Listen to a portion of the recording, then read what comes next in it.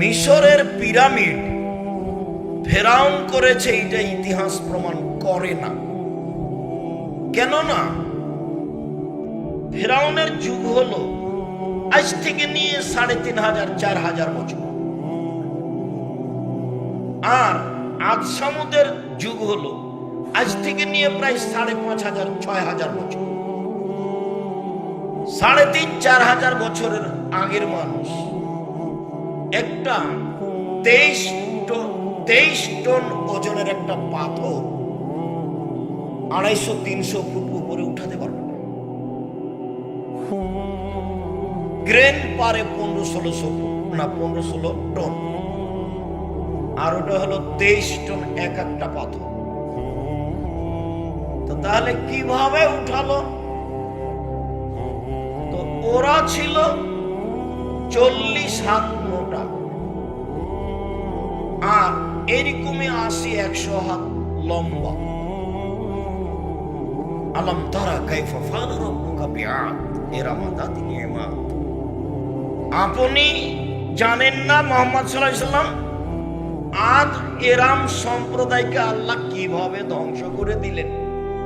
তারা ছিল উঁচু উঁচু স্তম্ভের অধিকারী।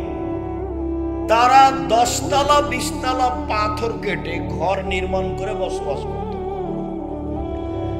ওরা ছিল জমিনে স্মৃতি শোধে তোমাদের চেয়ে অনেক বেশি শক্তিশালী। ওরা এমন এমন জমিনে স্মৃতিপূর্ণ বাড়িঘর তৈরি করেছে যা কিয়ামত পর্যন্ত থাকবে। যা আছে সৌদি আরব মাদায়েনে, যা আছে মিশরে। তো ওদেরকে আল্লাহ ধ্বংস করলেন ঝঞ্ঝা বায়ু বাতাস দিয়ে। যা ছিল আল্লাহর আদেশে, ফেরেশতার নিয়ন্ত্রণে ছিল না। যা ছিল খুব বেশি ঠান্ডা, আর ছিল অতীব ভিন্ন ধরনের বিকট শব্দ। তারপরে আল্লাহ ওদের ব্যাপারে বললেন লাম ইউখলাক মিসলুহা ফিল বিলাদ। ওদের মতো শক্তিশালী জাতি আল্লাহ পৃথিবী আর কোথাও সৃষ্টি করেননি। ফেরাউন এদের অন্তর্ভুক্ত নয়। এরা জালেম, ফেরাউনও জালেম। ফেরাউনের অত্যাচারের অভাব ছিল না। আপনাদের বিগত সরকারের আয়না ঘরের অবস্থা দেখলে ওইগুলো মনে পড়ে। ও হাত পায়ে কাঁটা মেরে দিত, দিয়ে সাপ বিচ্ছু গায়ে লাগিয়ে দিত। ও হলো লৌহ শলাকাধারী ফেরাউন। আদেশের বিপরীত হলে হাত পা কেটে দিয়ে গাছে ঝুলিয়ে দিত। এ হলো ফেরাউন। আল্লাহ বললেন মুসা ফেরাউনের কাছে যাও। তো মুসা আলাইহিস সালাম বললেন, দেখেন আমি সাবলীল ভাষায় কথা বলতে পারি না, আমি ওর কাছে যাব না। আর আমার পক্ষ থেকে তার ব্যাপারে আমার উপরে একটা অপরাধের অভিযোগ আছে। আবার সেটাও ঠিক, আমি এক থাপ্পড়ে একটা মানুষ মেরেছি, ও আমাকে মারবে, আমি যেতে চাচ্ছি না। না তোমাকে যেতে হবে, তাহলে আমার ভাইকে দেন। ঠিক আছে দিলাম, তবুও আমাকে মারবে, তাহলে আমি তোমার সাথে আছি। যখন শেষ পর্যন্ত যেতে চাচ্ছেন না, বলছেন যে ও আমাকে মারবে এক কথায়, তো বলছে যে তাহলে আমি তোমার সাথে আছি, যাও। আসলেন, এসে বললেন বনী ইসরাইলকে ছেড়ে দেন। নিজের জাতির স্বাধীনতা চাইতে হবে আগে, নিজের জাতির স্বাধীনতা চাইতে হবে আগে। তখন ফেরাউন তাকে বলছে, কে তুমি? তোমাকে কি আমি শিশুকালে লালন পালন করিনি? তুমি কি শিশুকালে বহু বছর আমার মাঝে থাকোনি? তুমি তোমার কর্ম করেছো, যা করেছো। তুমি এক থাপ্পড়ে মানুষ মেরেছ, তুমি বড় অকৃতজ্ঞ। আরে তুমি আমার বাড়িতে দীর্ঘদিন থেকেছো, থেকে খেয়ে মানুষ হয়ে আমার একটা লোককে মেরে ফেলে গেছো, তুমি বড় অকৃতজ্ঞ। তো মুসা আলাইহিস সালাম বলছেন, আমি যা করেছি তা করেছি, এক থাপ্পড়ে মানুষ মেরেছি, আমি তখন ভুল পথে ছিলাম। তোমার হত্যার ভয়ে আমি দেশ ছেড়েছি। আমার প্রতিপালক আমার প্রতি দয়া করেছেন, তিনি আমাকে জ্ঞানে গুণে পূর্ণ করেছেন, তিনি আমাকে নবী করেছেন। তুমি আমার প্রতি অনুগ্রহ করেছ, বাল্যকালে লালন পালন করেছ, তুমি আমার উপরে অনুগ্রহ করেছ, অনুগ্রহ করে তুমি খোঁটা দিয়েছ, খোঁটা দিয়ে তুমি বনী ইসরাইলকে দাস দাসীতে পরিণত করেছ। তুমি বড় উদ্ধত স্বৈরাচার সীমা লঙ্ঘন করেছ। আগন্তুকের সাথে কোলাকুলি করতে হয়, তো ঈদের মাঠে গিয়ে কোলাকুলি করা বিদআত। তো ঈদের মাঠে সবাই কোলাকুলি করছে, ঈদের মাঠে গিয়ে কেউ বলতেই পাবে না। আপনারা বলেন আল্লাহু আকবার, আল্লাহু আকবার, লা ইলাহা ইল্লাল্লাহ, আল্লাহু আকবার, আল্লাহু আকবার, ওয়ালিল্লাহিল হামদ। এই কথা কেউ বলার জন্য বলতে পাবে না। বক্তব্য দেওয়া তো বহুদূর।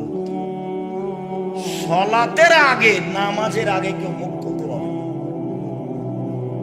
কথা বুঝতে পারেননি? তো বক্তব্য তো চলে, যার যা মনে লাগে করে। ইমাম যিনি, তুই ইমামের তো 5 পয়সা কেউ দাম দেয় না। একবার আমাকে নিয়ে যায়, আপনার সভাপতি সেক্রেটারিকে দেখে ছেড়ে দেন। আমার জীবনে কোনোদিন আল্লাহ আমাকে ওই পর্যন্ত নিয়ে যায়নি যে সভাপতি সেক্রেটারিকে বিবেচনা করে কথা বলতে হবে। এই পর্যায়ে আল্লাহ আমাকে কোনোদিন নিয়ে যায়। ও আমাকে কি পয়সা দিব, আমি তাকে দেব। এই ব্যবস্থা আল্লাহ আমার করে রেখেছে, যার কারণে জাতির কাছে আমাকে কোনোদিন নত হওয়া লাগেনি। আলহামদুলিল্লাহ, জাতিকে কোনোদিন ধর্মের নামে ফাঁকি দিই।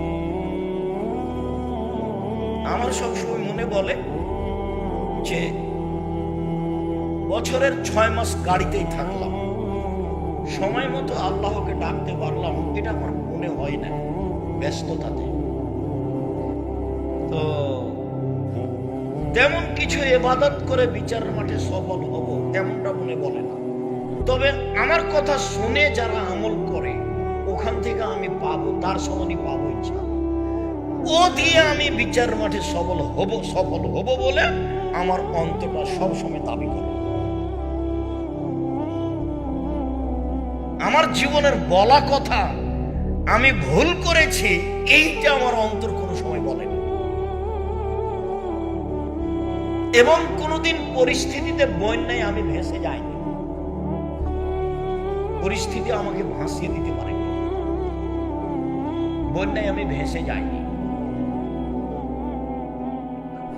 মানুষ হিসেবে যেটুকু বুঝি কোরআন হাদিস তার ভিত্তিতে যেটুকু চূড়ান্ত সঠিক সেটুকুই বলার চেষ্টা করেছি।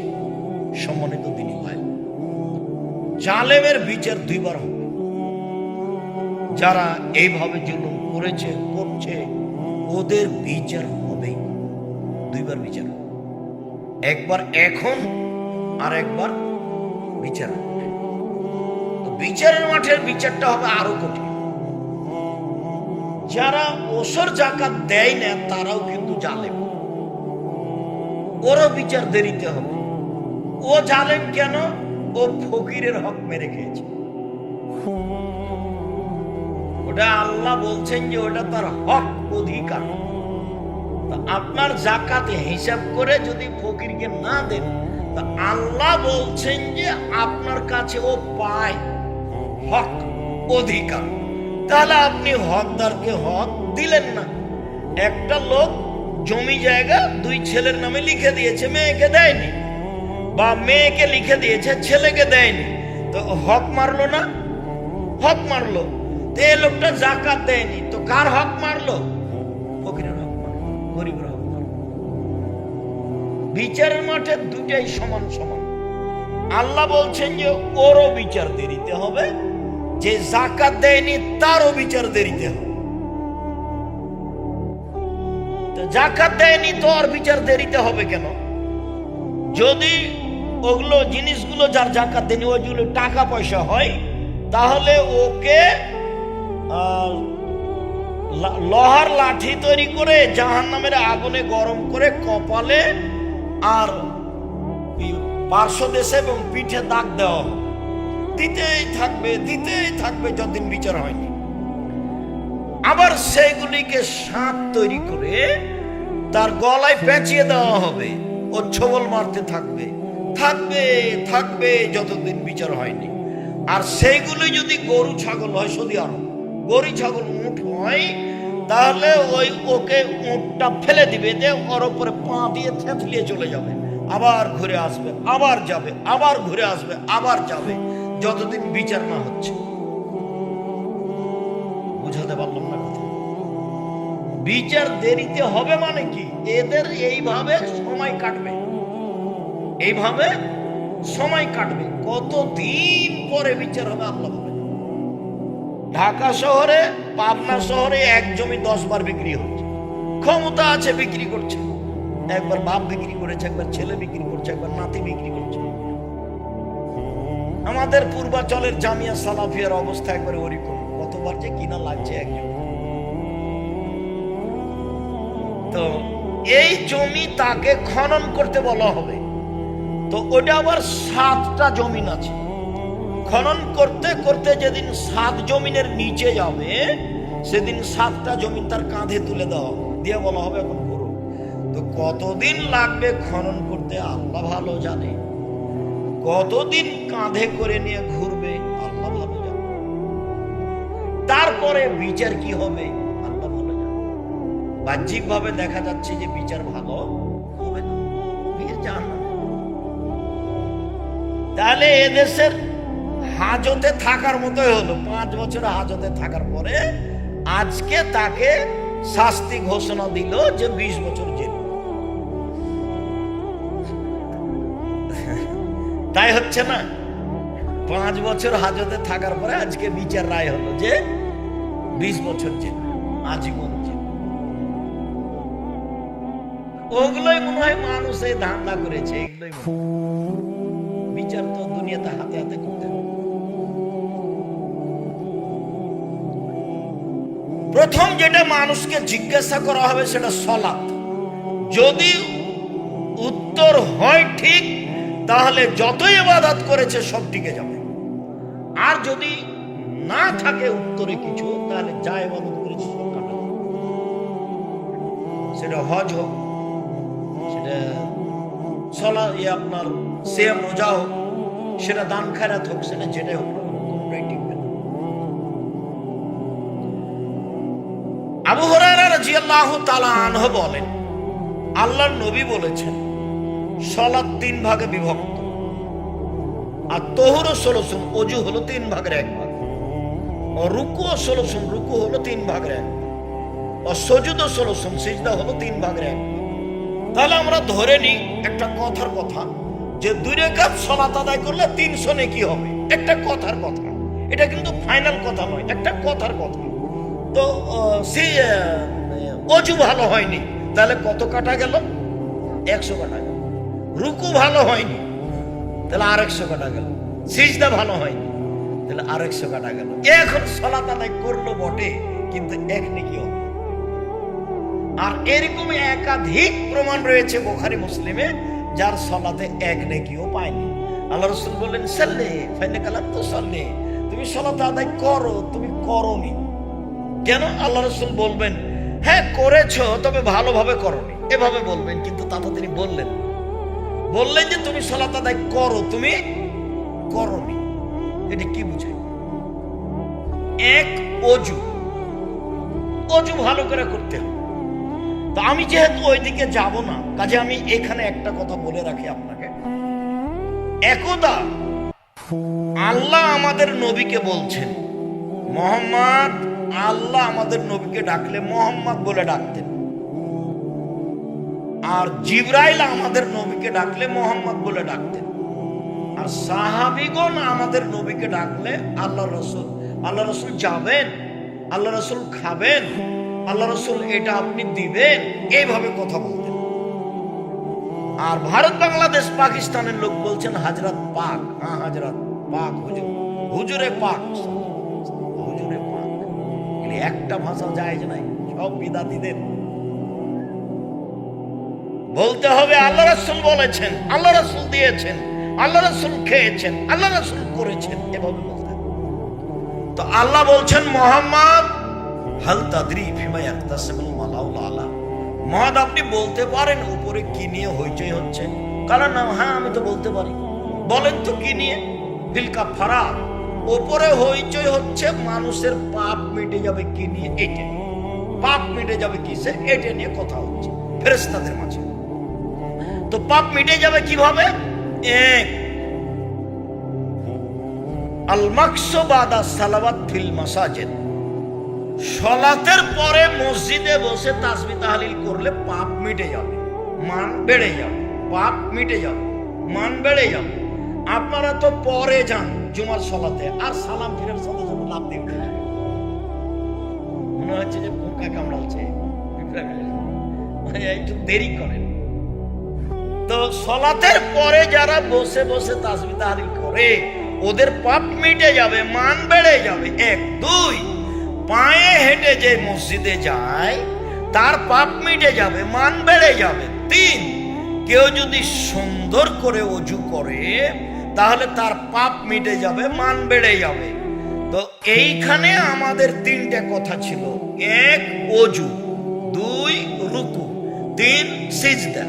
তো এখন এখানে একটু বলে নিই, সেটা হলো এই যে সুন্দর করে যদি ওযু করে তাহলে পাপ মিটে যাবে, মান বেড়ে যাবে।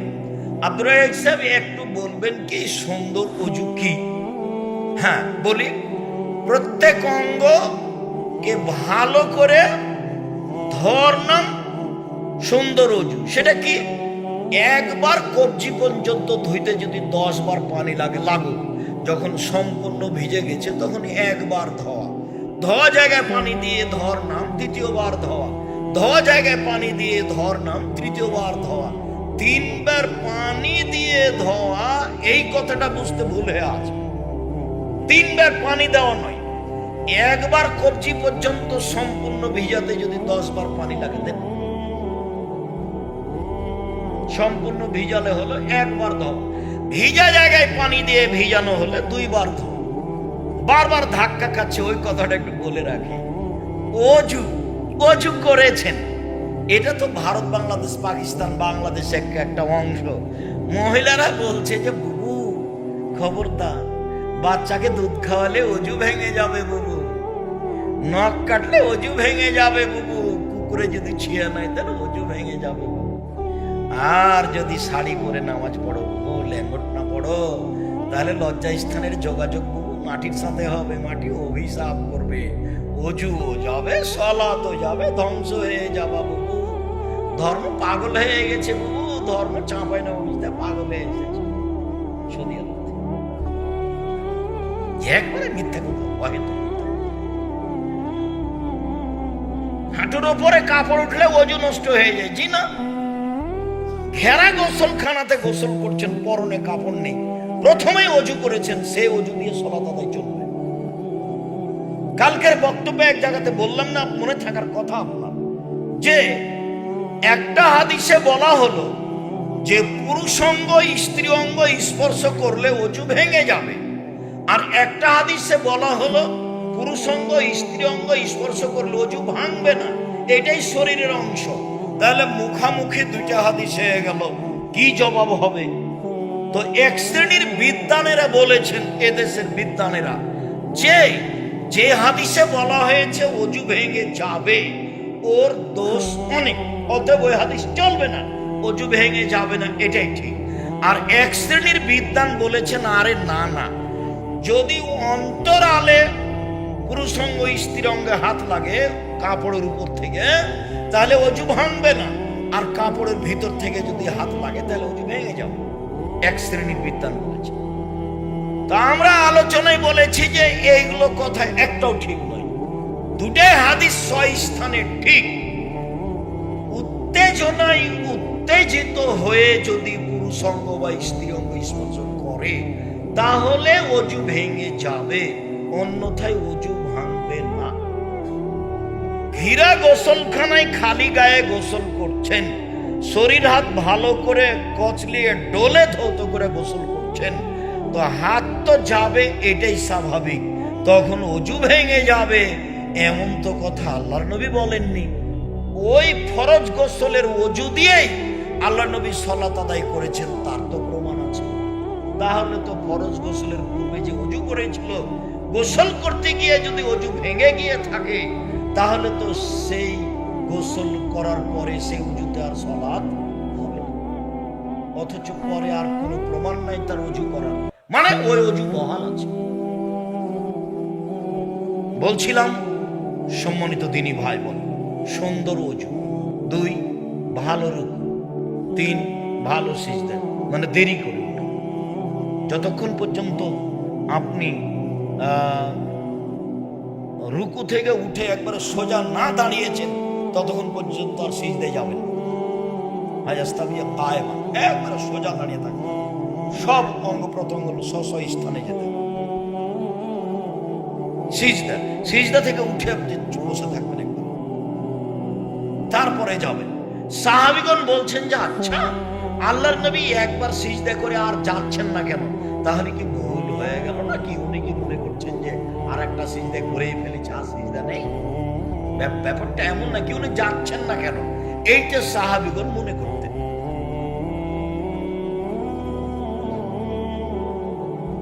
সুন্দর করে ওযু করলো, যে রুকু করলো, সিজদা করলো, কবেলাত সালাত, তাহলে তার সালাত কবুল করা হবে। অকবেলা সায়রা আমালিহি, সব ইবাদত কবুল হবে। ওয়াইন রুদ্দাত আলাইহি সালাত, যদি তার সালাত তার উপরে প্রত্যাখ্যান করা হয়, যদি সালাত কবুল না করা হয়, রুদ্দা আলাইহি সায়রা আমালিহি, তাহলে সব আমল বাতিল, কোন আমল গ্রহণ হবে না।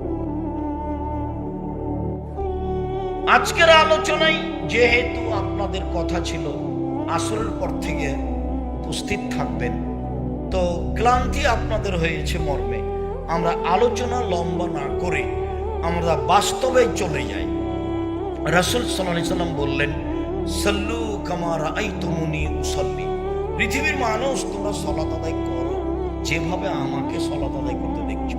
তাহলে এখন কি আমরা আল্লাহ নবীকে দেখতে পাচ্ছি? তো এই বাক্য কি দিয়ে বিচার করবেন?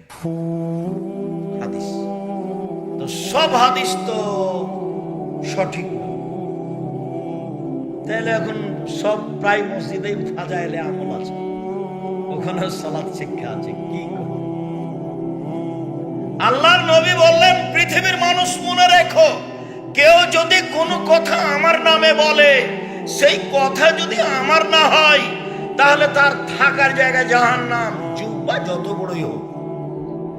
মুকসিদুল মুমিন বইয়ের ভূমিকাতে লেখা আছে, 1 ওয়াক্ত সালাত কাজা করলে 80 হোক বা জাহান্নামে থাকতে, হাদিসে আছে।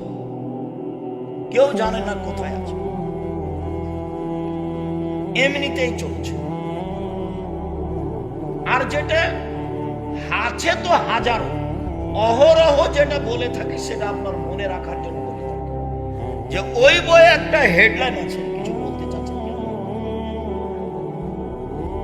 ওই বইয়ে একটা হেডলাইন আছে যে অবিবাহিত ছেলে মেয়ের পড়া নিষেধ। এখন হেডলাইন যে দেখে সেই পড়ে, মানে আছে কি, মানে হেডলাইনই ভুল, যে দেখে সেই পড়ে। এখন কি লেখা আছে হেডলাইনের পরে? লেখা আছে, ভরা পেটে স্ত্রী মিলন হলে ছেলে ভ্যাংচা হয়, সফরের পূর্বে স্ত্রী মিলন হলে ছেলে টেরা হয়, চন্দ্র সূর্য গ্রহণে স্ত্রী মিলন হলে ছেলে কানা হয়।